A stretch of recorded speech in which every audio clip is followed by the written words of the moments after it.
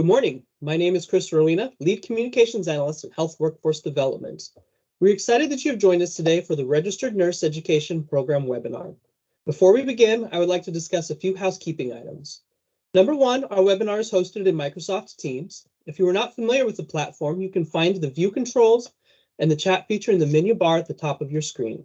Number two, the webinar will be recorded and posted on our website in approximately 7 to 10 business days.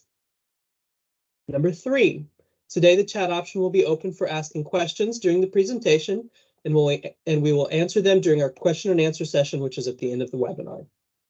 And number four, all of the resources for today's presentation, including the slide deck, are linked in the chat box now. All the resources can also be found on our website.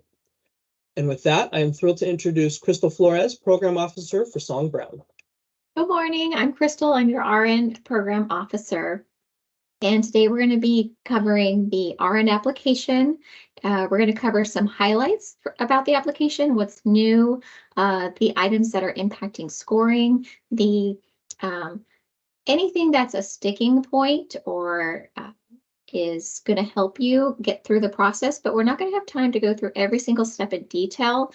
So what you'll want to do is when you are completing your application, you're going to want to have your TA guide open and following along. It covers page by page and question by question in full detail. So it's going to be really helpful when you're completing your application. Okay. First, we're going to go over a little bit about Song Brown. The RN program is just one of over 10 programs under Song Brown, and a lot of them are long-standing programs like the family nurse practitioner, the physician assistant, the primary care residency, as well as our RN program. There are also some newer programs related to FNP PA postgraduate fellowship and midwifery.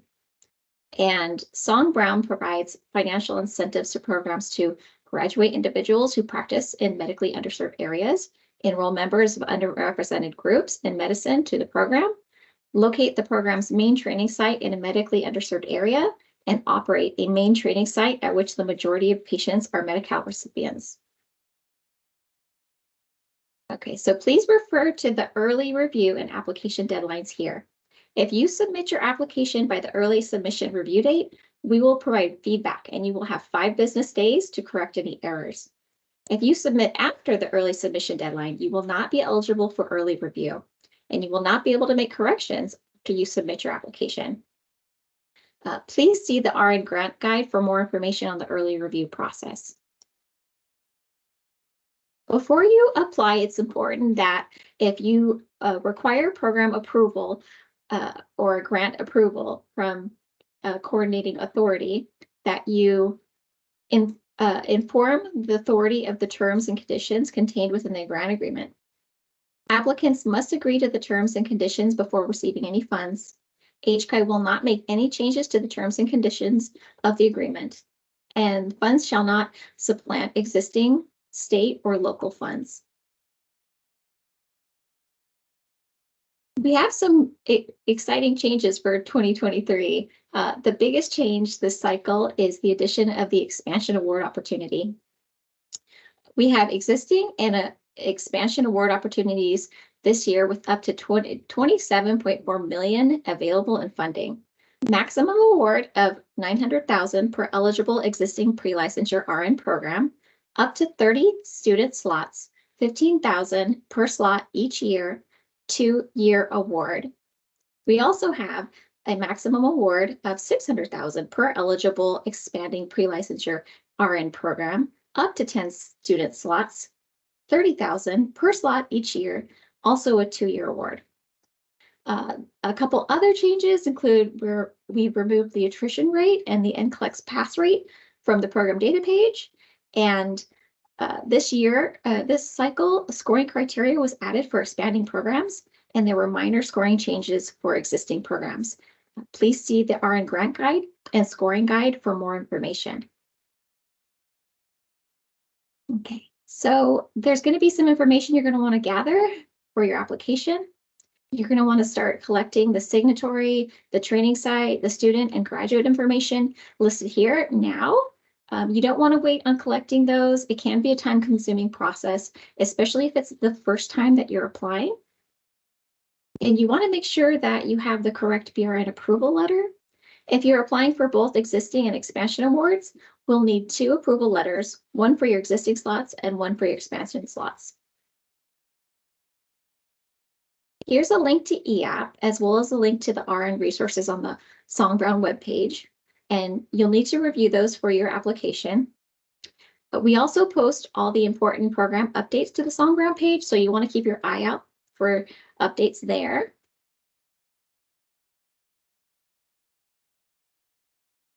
Okay, and so now in this part of the TA guide, there's details about how to register, but at this point, most programs have registered for EAP. So we're not going to cover registration in detail today, but if this is your first time applying, please refer to this section of the TA guide for step-by-step instructions. And if your existing program has undergone staff changes since the last cycle, please email us immediately at songbrown@hci.ca.gov. Okay, so now we're going to skip ahead to page 17. After the program director completes registration, they must click on the 2023 Cycle RN program link on the top of EAP homepage under Apply Here. At the bottom of the pop-up, click the Apply button. Only those with the program director access will see the Apply button. Okay, so before we jump into the application, there are some tips for navigating the EAP system we're going to cover. So when you're navigating, you'll want to use the previous and the save and next buttons found at the bottom of each page to navigate through the application. And EAP saves your application each time you click Save and Next. So you can always navigate to the Applications in Progress /Submitted tab at the top of the page if you need to come back and continue working on your application.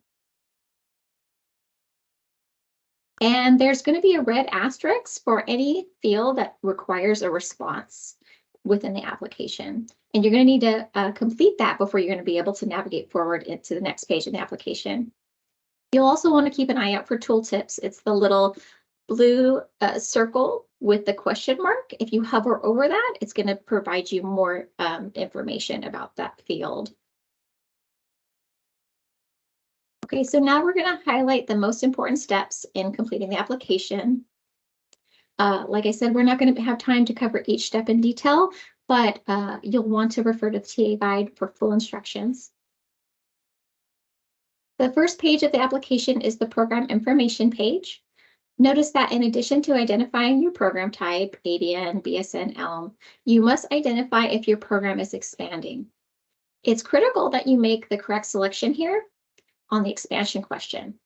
The wrong selection will send you down the wrong application path and can impact scores or prevent you from having award opportunities. Okay. Please follow the steps here to select an existing training program name if you applied last cycle. Otherwise, the import feature will not operate.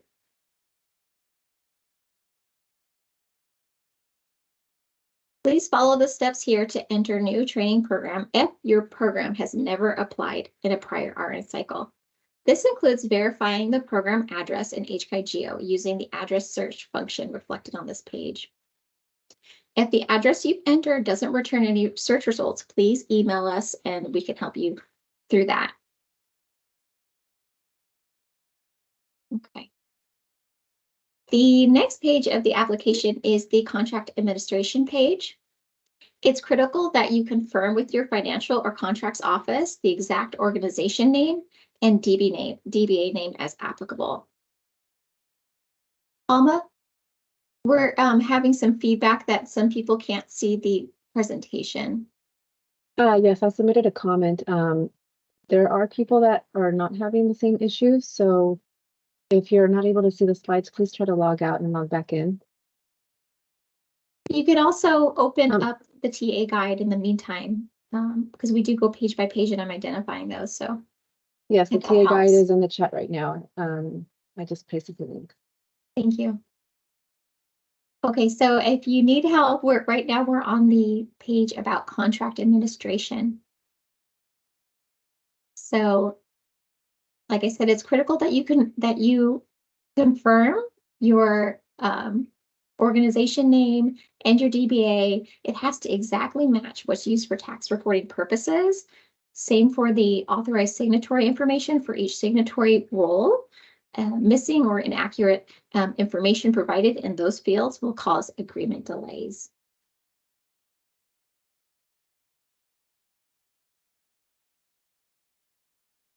The legal address entered into the address is the address used for tax reporting purposes. Please confirm this with your financial office prior to entering the legal address information here, because likewise, missing or inaccurate information entered here will create delays with agreements. Okay, so the remit address is where payments will be mailed. And this is one of those things you're also going to have to confirm with your financial office prior to entering this information, because missing or inaccurate information here may result in lost or delayed disbursements. And the next page in the application is the program description page. Here you'll just want to briefly describe how your program is meeting the Song-Brown goals that we covered on page 3 of the guide here. The next page of the application is the program data page. It's critical that you make the correct selection for the reporting question here, because if you select the wrong option, it will send you down a path that is not correct for your program, and it may impact your score or prevent you from receiving an award.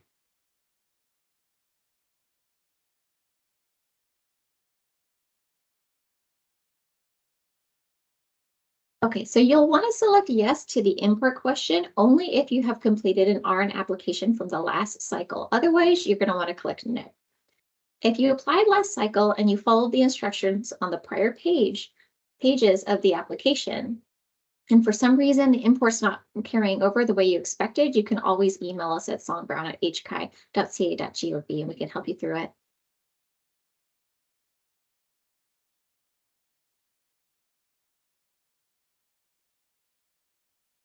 The next page of the application is the training sites page.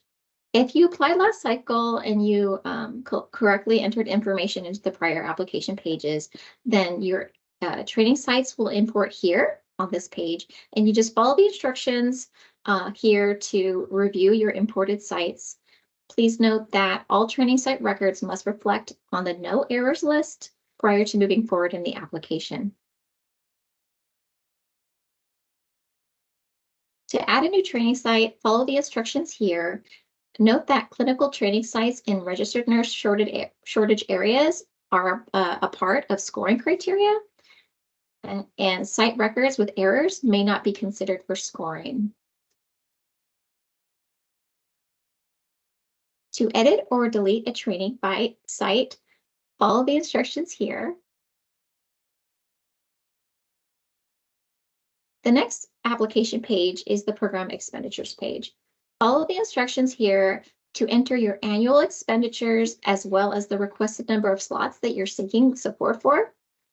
If you selected no to the expansion question, you will see a field to request existing slots only here. If you selected yes to the expansion question, you will see a field requesting existing slots as well as a field to request expansion slots. And on the slot requests here, programs can request support for first-year filled slots only for both existing and expanding programs. And we just wanted to cover a little bit about true expansion for the slots requested here. The expansion slots are those approved by DRN within an expansion letter that reflect slots beyond existing slots approved and filled. For example, a program approved for 40 slots fills all 40 slots and is subsequently approved to expand by 10 slots. The program would qualify to request 10 expansion slots on this page of the application. However, if a program is approved for 40 slots and they only enroll 35, they cannot request expansion funding for the remaining 5 slots, as that's not a true expansion. The next application page is the student data page. You will only see this page if you elected to report student data earlier in the application.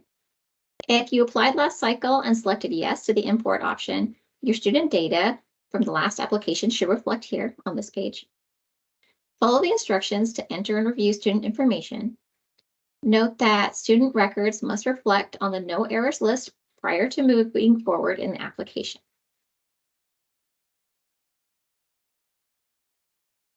Follow the instructions here to add new students. Students underrepresented in medicine is a part of scoring criteria. Please see the Song Brown glossary for the underrepresented categories that qualify for Song Brown. Note that student records with errors may not be considered for scoring. And then you'll want to follow the instructions here to edit or delete student information.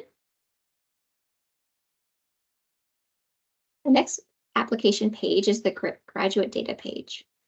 You will only see this page if you elected to report graduate data earlier in the application.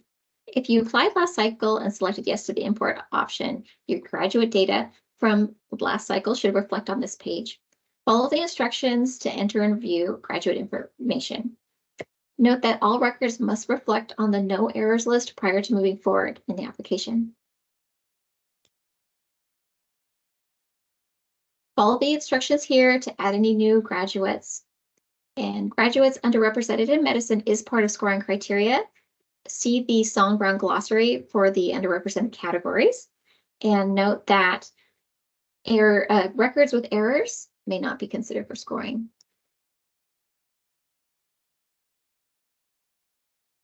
So follow the instructions here to add graduate practice site information. Graduate practice sites in registered nurse shortage areas is also a part of scoring. So you'll want to refer to the grant guide and the scoring guide for any additional information there.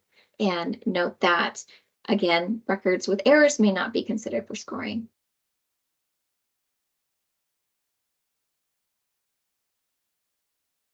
If you, for some reason, don't have a graduate practice site, you can follow the instructions here on what to select. Okay, so at this point in the application, most of your data entry will have been completed, and you'll want to review this list of common application errors against what you've entered into your application to resolve the common data entry issues that we see prior to your submission. So it's this page, and the next page is the list of common errors you'll want to review. Okay, so and then after you do that, you can move on to the next page, which is the required documents page. The attachments here should reflect the whole story of what your program was approved for as an existing program, as well as what you were approved for to expand if that applies. If you selected no to the expansion question earlier in the application, attach the most recent letter from the BRN, noting the number of slots your existing program was approved for. If you selected yes to the expansion question, also attach your BRN approval letter, noting the number of slots approved related to expansion. The last page is the assurances page. Once you are ready to submit your application, follow the instructions on this page to submit. Note that only program directors can submit the application. Once your program director clicks submit, you will see the message here confirming submission. Follow the instructions here after you've submitted to maintain your application information. Remember to email songbrown@hcai.ca.gov when changes occur to information submitted within your application, such as contact information. If contacts listed in the application are not maintained, you may miss important communications regarding RN grants. You can also follow the instructions on this page if you'd like to view or print your application. And just some notes about the process after the application. If you receive an award this cycle, agreement signature will occur through DocuSign. We cannot accept alternative forms of signature. It has to be through DocuSign. And further detail is included on this page and the next page, just for your reference. Okay, now I'll hand it back over to Chris. All right, thank you so much, Crystal. As you can see, we've been spending a lot of time working to make this program something that's valuable to you all, and we're excited that you've joined us today to learn more. We're going to transition to our question and answer session, and the chat option has been open. We do apologize for any technical difficulties people are having. If you could reply in the chat for those that are having, are you logged in to Teams with a Teams account, or are you on a system that doesn't use Microsoft Teams normally? That'll help us troubleshoot what's going on. Right now, we're going to transition into the question and answer session. The chat option has been open. You guys have been using that. We're going to answer questions in the order that they're received, and we will do our best to answer all of the questions that you have today. And so, all right, let's see. So first question I see here is Shirley. I am the president director for the Compton College. I sent an email this morning because it would not allow me to apply. Crystal, is that something we want Shirley to, sounds like she already sent an email. You guys will be following up with her on that? Correct. Okay. Shirley, we will follow up with you and make sure we get you taken care of there. Lisa, thank you for your reply on that. That is helpful to know. All right, next question. Can we apply for existing students and expansion by the BRN, or do we choose one option? I can answer that one. So you'll want to follow the guidelines in the grant guide, but yes, you do have opportunities for both existing and expansion awards within the same application if you qualify for both. And I know we went over that briefly here, but there's full detail in the grant guide. All right, thank you, Crystal. If our program is BRN approved for 60 students, how many students can apply? I see that. Thank you, Mary. If those are, I'm assuming those are existing. If that, or I'm sorry, Jamie. I'm assuming those are 60 existing students. If that's the case, and you have your BRN approval letter, I wouldn't see any issue with you applying. But if you have like maybe some specific scenario in mind, maybe you could shoot us an email and we could look into it further. I think she's asking how many students can they apply for. So as an existing program, the maximum that we will support is 30. Is that Yes. correct? Yes. Yes.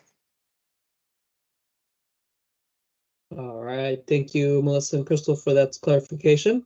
Other questions?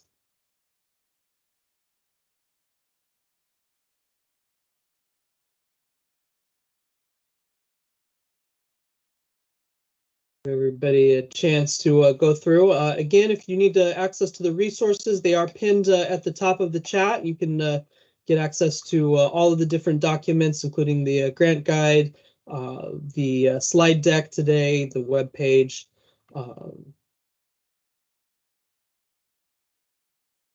Chris, can I just clarify something? This would be for Jamie. So Yes, please. Jamie,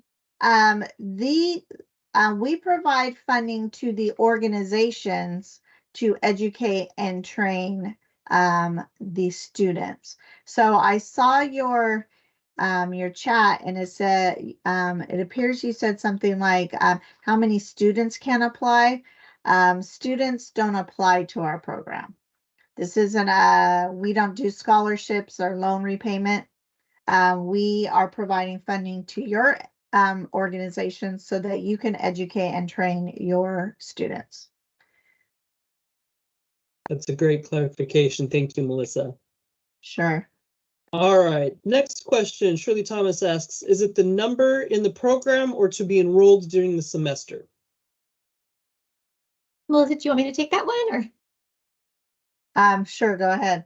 Okay, I would just like to add that, so we're looking at the service period, right, for this agreement is June 30th, 2024 through June 30th, 2026, right? It's a 2-year award. So that's the service period of the agreement. And I think your question is, so that would be the number enrolled, right? Actually participating within the program within that time period.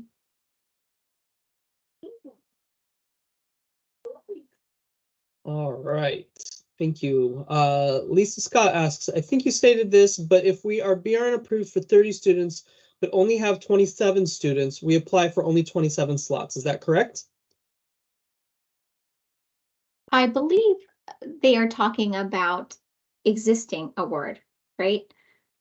So, yes, so if we're talking about the period within the service agreement we just talked about, then yes. Yeah, you can't ask for more students than you actually have enrolled, right? So if you only have 27, that's all you can request. All right, thank you. Denise Dawkins asks, can this grant be used for dual enrollment for RN to BSN program? Melissa, did you want me to take that one? Sure, go ahead.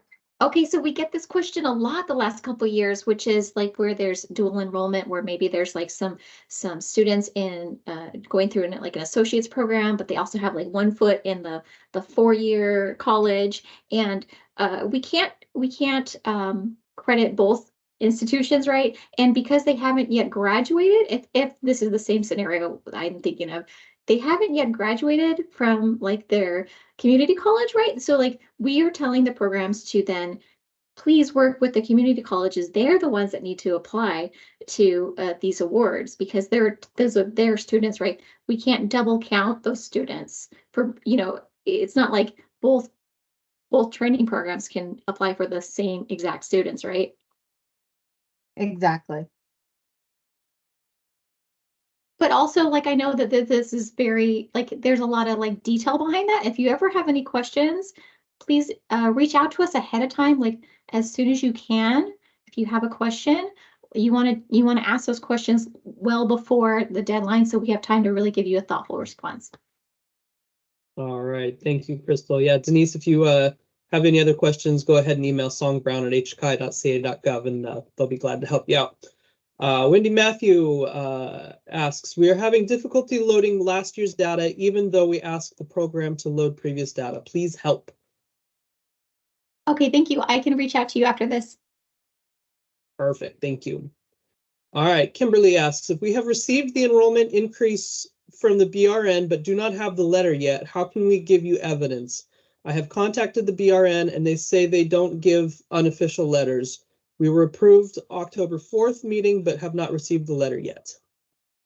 Thank you. That's totally understandable. And let's touch bases after this so we can talk about when you think you're going to receive that letter. We definitely need it before the service period starts for these agreements and before we can, formalize that award. But it happens. Thank you. We'll touch bases. All right.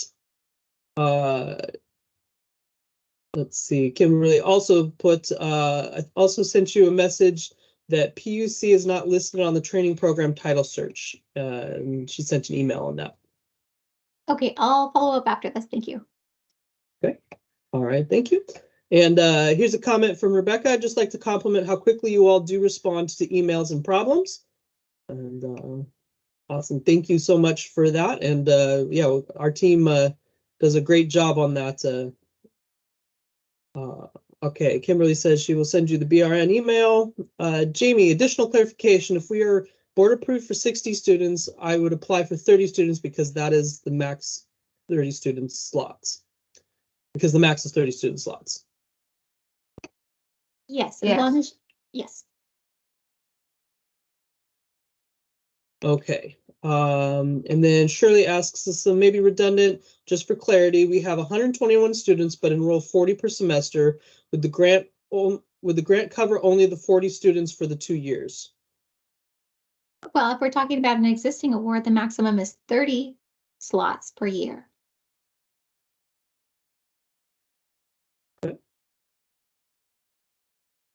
Let's see. Dr. Marilyn Uvero asks, can the approval at the BRN meeting suffice to indicate the increase of enrollment? I'm not sure what format that would be, but if we're talking about something other than the BRN letter that we're used to seeing, I would say I'd like to see it, and maybe we can touch bases Right. after this. Yeah, I agree with that. I'd like to see what that what the meeting minutes, what type of information is provided. Yeah, The next comment says you may need to submit the BRN meeting minutes or an alternative. He said Lauren said that they were approved for an expansion during the May board meeting and just received their certification letter last week. So there's obviously a delay happening in, in that process. We can touch bases, Lauren. Thank you. Okay. All right, next question. Let's see, what steps can be taken to maximize opportunities to get the Max Award, and are there any specific criteria to be met? I would say the full detail about the criteria is in the grant guide, and yeah, absolutely. If you can meet all the eligibility requirements, absolutely. You want to do the 30 existing and the 10 expansion. That you want to do as much as you can. What steps can you take? Well, I would say like if you don't yet have if you can expand, right? Then I would say start that, and you haven't considered that, then that would be something to think about for the future. And I'll just add on to that. I mean, in order to get the maximum points, in all of the major categories for the evaluation, you're going to want to look at, you're going to want to provide all of your students know where they're working, provide the correct addresses, right? Because it's based on where they're, a portion of your score is based on where they're practicing, right? So in order for us to figure out if that is in an area of, if it's actually in a registered nurse shortage area, we need the full address. So it's very important that you keep track of where your students are currently practicing now, where they're working right now. Knowing the race, ethnicity of your students, right? And then the programs have control, obviously, over their training site. So hopefully, the complete addresses of that, but it's really knowing where your students are going after they leave your program. That's going to play a big factor in your score. All right, thank you both for that additional insight. Along those lines, Lorraine asks, does the race ethnicity data drive points awarded? If so, how? Well, we covered that briefly in this TA guide, but there's also like detail both in the grant guide and further detail in the scoring PowerPoint.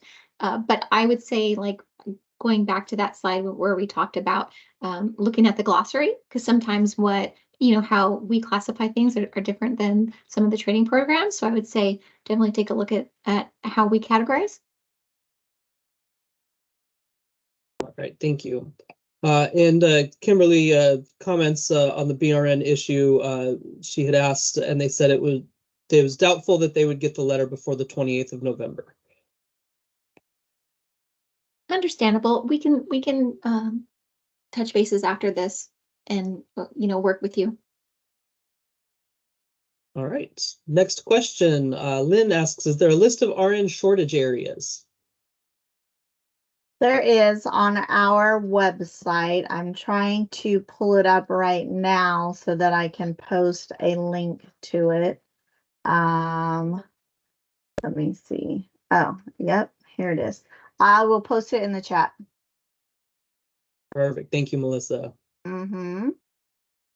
All right. Any other questions today? I see we're coming to the end of the current list. Any other questions? Will we have the program folks available today to answer them? Okay.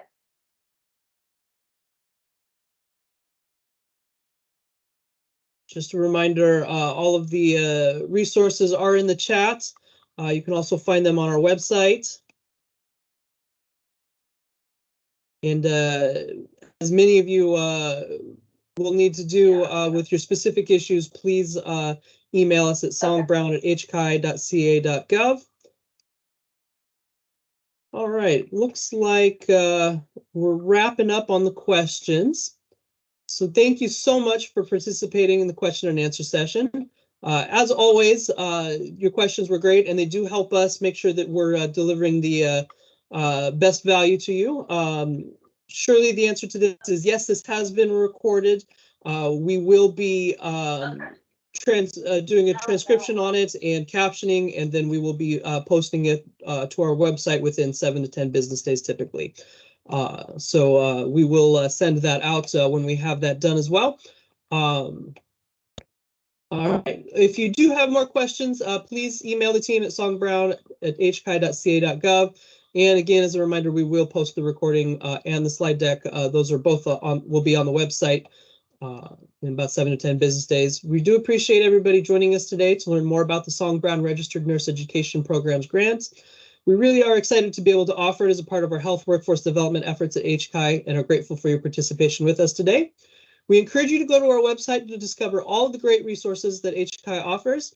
And as a reminder, early submission reviews are due November 14th, and the application cycle for Song Brown RN closes November 28th. Thank you so much for attending. And with that, we conclude today's webinar. Have a wonderful day.